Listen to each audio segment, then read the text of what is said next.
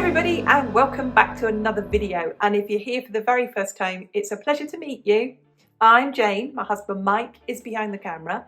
We're British, early retirees. We've got no debt, we've paid off the mortgage, and we live a thrifty, frugal and money-saving life here in Brittany in northwest France.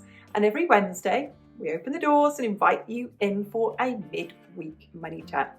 Now, every now and then we do a Q&A session where we invite you to ask us questions on all matters thrifty, frugal and money saving. And we've picked out 6 of the best of your questions that we're going to answer today.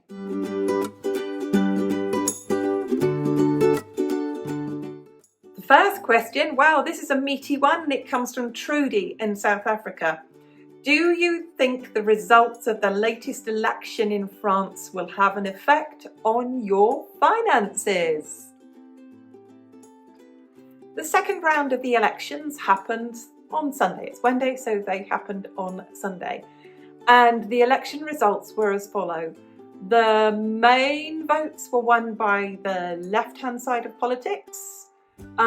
Similar amount by the middle ground of politics, which is President Macron's sort of party in the middle. And then you've got Marine Le Pen's party on the far right-hand side. And you've got is called a hung parliament. But the left have just swung it. So their plans are to tax and spend, as you would rightly think of a left-wing government. Now let's look about how this will affect us personally. Their main criteria is called wealth tax, because like France, like most countries, has tax on income. So all of those people sat there on billions. I'm talking property portfolios in the billions. I'm talking like owning street after street in Paris and businesses and so on and so forth, where they've got billions. They're not paying their fair share of taxes in the opinions of those on the left. And what they want to do is tax that wealth. Will that affect Mike and I? No, we don't have wealth. We don't have any wealth. And don't worry that some little old lady who's inherited her granny's apartment in Paris that's now worth €1 million is getting taxed. It's not. They're looking at way bigger pots of money there. Where are they going to spend the money? They're going to spend the money on the people who need it. So if we were a poor working class family with children, we might benefit from that. But we're not taxpayers, so we pay social security payments, which is different from income tax. We pay 22% of gross income for social security, which pays for our health. It would pay if we were unable to work, and that pays for a pension at 64 years old. It'll be a very, very minuscule pension because we won't have done the full amount of years work here. So it doesn't affect us personally. I'm all for democracy. I'm all for that, and I'm a great believer in the fact that the French people have cast their vote and they have spoken and they have made their choices. And as a guest in their country, I absolutely respect that. But I'm really hoping on behalf of the people who need better housing, on that education is properly funded, that all those social structures are put in place and kept in place, that they are properly funded. And like I said, the French people have spoken. I'm a guest in their country. It's not going to affect us financially, personally, but vive la France. The next question is a really good one. It comes from Juliet. What would you do if you were back in your 20s and knew you wanted to retire early back then?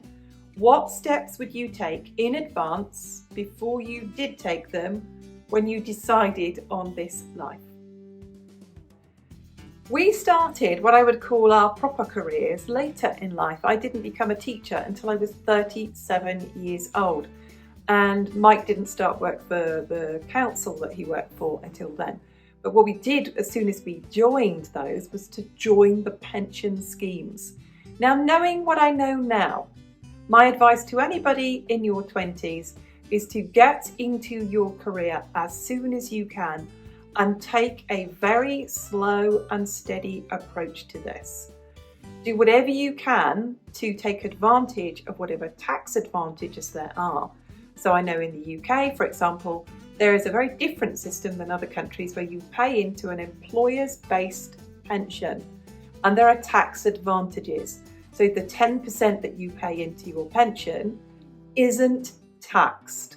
And often, not often, mostly employers add to that as well. And what the employers add isn't tax. So there's tax advantages there.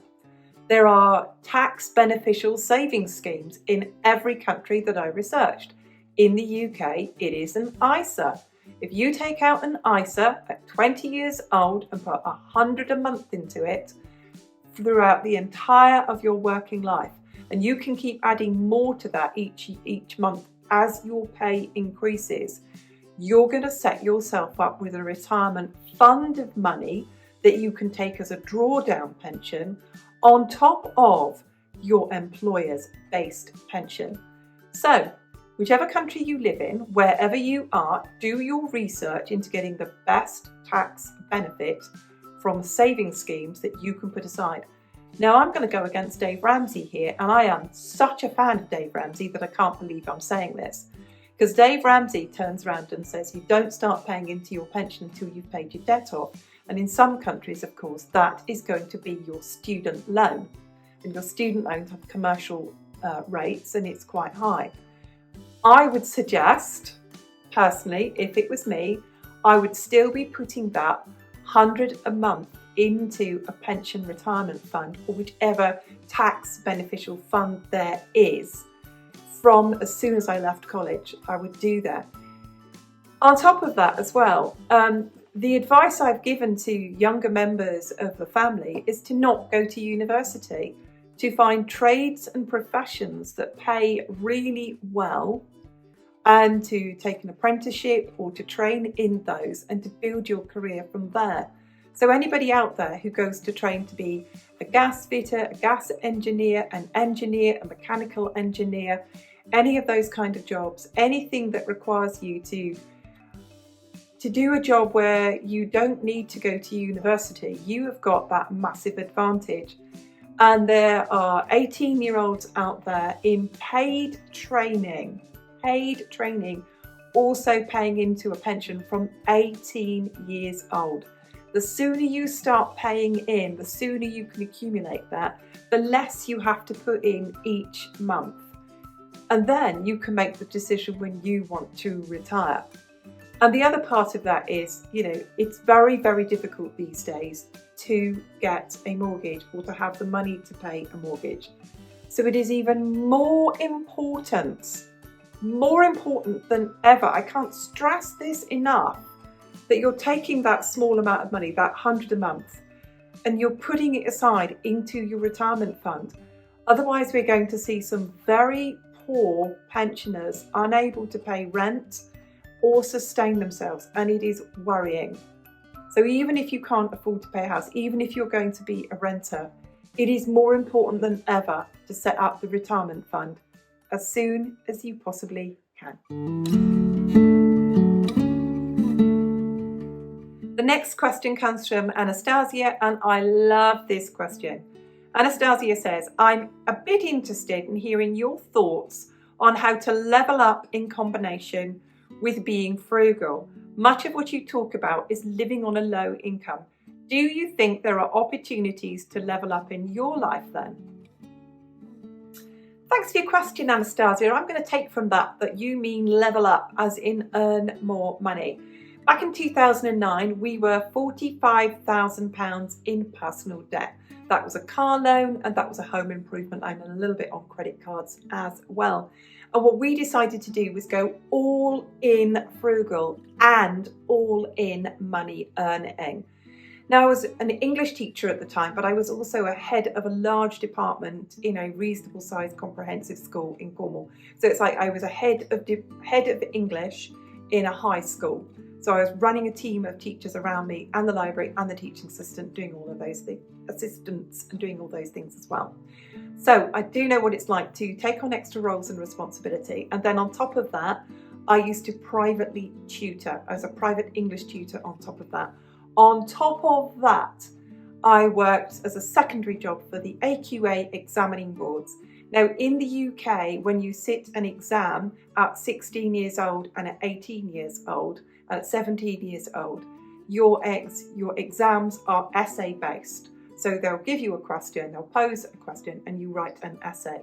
And I used to mark those essays and they used to come a big pile of exam papers in the post. It's all done online now, but I used to mark exams for the autumn resit, the January resits and the main exams.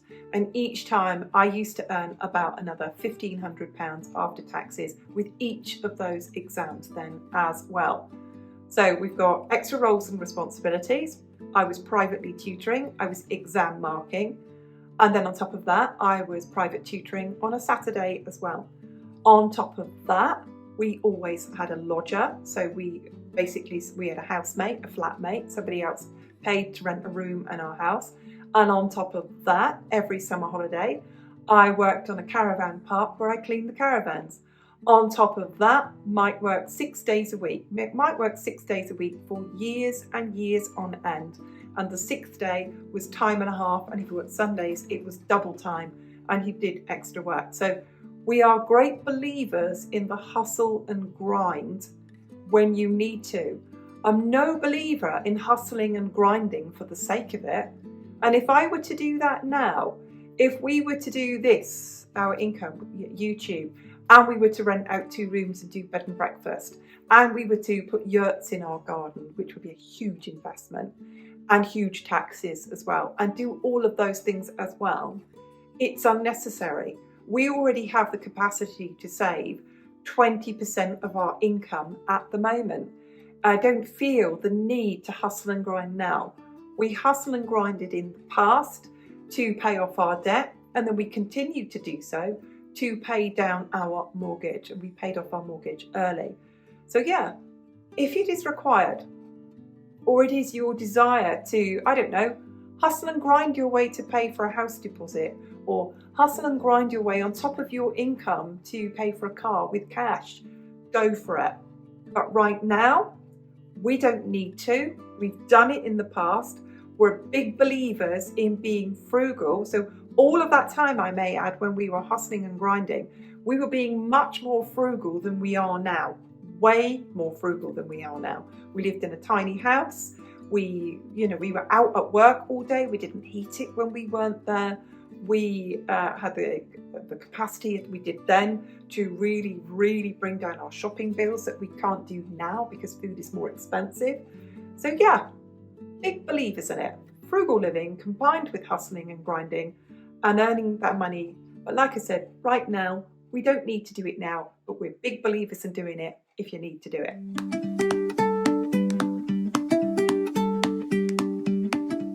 Next question's from you, Claire, and I really felt what you were saying here today. And this is what you asked. As I feel like so many of us carry a lot of guilt to reference our old frugal habits before we became frugal, how would you compassionately talk to your younger self? I feel like I am still terrible thinking, what if? Which I know won't change my past financial situation, but how do you deal with your inner self-critic? Oh, Claire, my lovely person that you are, and anybody else who's feeling like this, you have got to let it go. You can't talk to yourself like that. Would you talk to someone else like that? Would you go up to somebody else and say, well, you were a bloody idiot, weren't you, running up all those debts in the past? You wouldn't do it. So if you wouldn't do it to someone else, don't do it to yourself. You cannot change the past. I cannot change the fact that we bought a car in the past on finance. I cannot change the fact in the past that we played the property game and took out a home improvement loan and then had to move because of jobs and then took the loan with us because the property market had crashed. There's nothing I can do about that in the past. I can't change that. I can take the mistakes I made in the past, learn from them and move on. Give yourself a break, Claire, and everybody else is doing this. And remind yourself this: if you wouldn't speak harshly to other people, the very last person you should speak harshly to is yourself.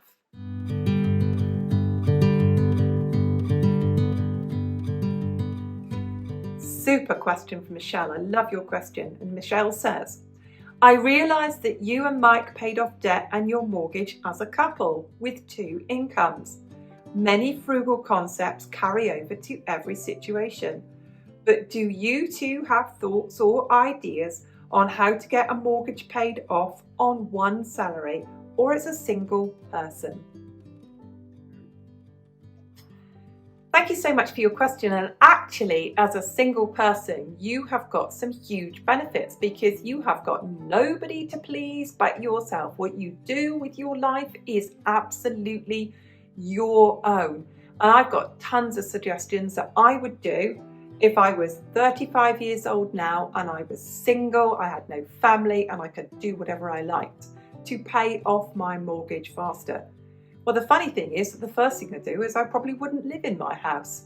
I would do what so many British teachers are doing at the moment, because let's face it, teaching in many countries, America and the UK, just as examples, is tough and it is horrifically underpaid.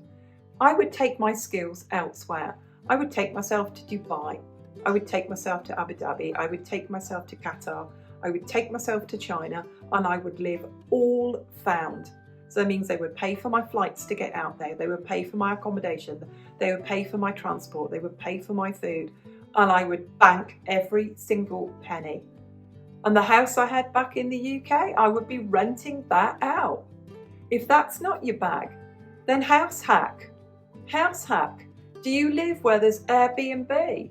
I would rent a room out. Do you live where there's extra work available to you? It wouldn't matter to me if I lived on my own, if I worked extra hours. I would work all hours God sent. I'd work 7 days a week. I would do anything and everything to pay it off as fast as I could.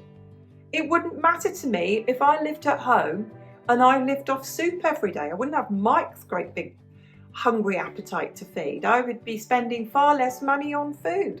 I would literally be living on, I'd probably live off lentil and vegetable soup every single day. I would be perfectly happy with that. Beans on toast is the other one I'd be living on.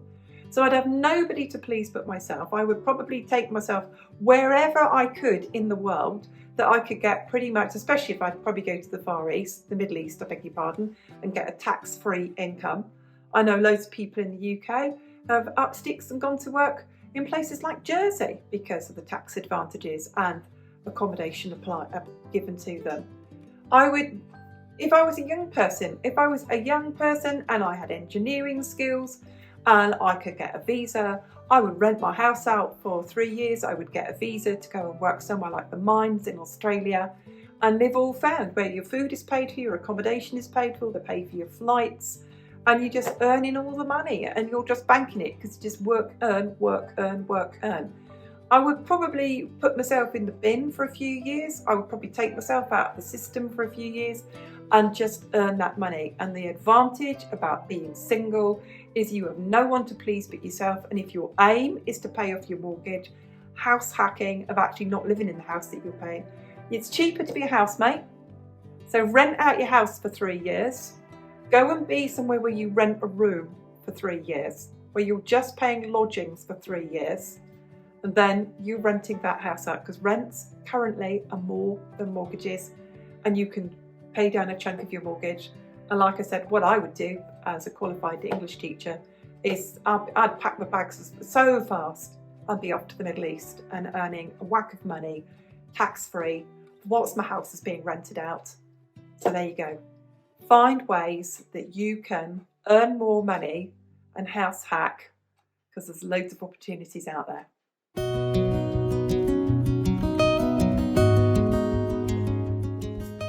The next question comes in from TB, and again, I feel you, I really do. And your question is this: it is, any tips for budgeting /food when debt repayment is a struggle for seniors on a fixed income?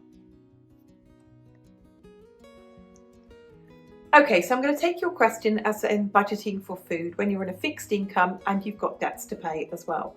The debts are a legal obligation and you know how much you have to pay on those. But we're going to look at budgeting for food. It's really important that you eat as well as you possibly can, and for all of us to eat as well as we possibly can. But we can do what we can to keep our food budget as low as we can, although it is important, I stress, to eat healthily. We can do the following. Always stock check what you've got. Stock check your fridge first, stock check your freezer, and stock check all of your pantry items. Everything you've got in tins, everything that you've got in dried and long life food. Those are really important. It's really important that you build a meal plan from those first. Next, if you are retired and you have the means to do so to get to different supermarkets, you can keep an eye on all of the supermarkets' deals. So what we do is 1 week, or we might shop in Super U because they might have meat on offer. Another week, I might shop in Leclerc because their vegetables are 20% off. And I can pick and choose where I shop. I can go every week through the deals at Lidl and look what I want to get from those. And then I've built up a stock because I've got a small margin for building up a stock of food. And I put 10% aside every single month. So we have a 400 a month supermarket budget. So 40 a month goes into long-term storage.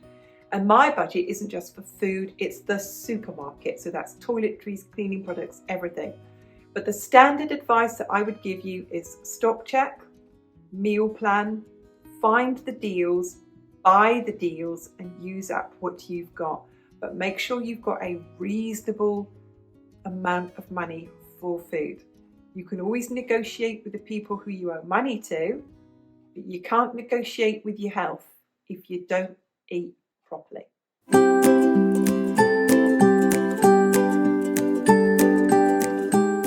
Thank you so much to everybody who sent in a question. We really appreciate that. And if you want us to do another Q&A, money saving, frugal living, budget living video at any time in the future, leave us a question below relating to frugal living, thriftiness, saving money, budgeting, anything like that below. And we'll put out another video just like this one in another couple of weeks. Thank you so much to everybody. Thank you massively to everyone who hits the thumbs up button. Thank you to everyone who left us a question. We really, really appreciate that. And we'll see you soon. Goodbye for now.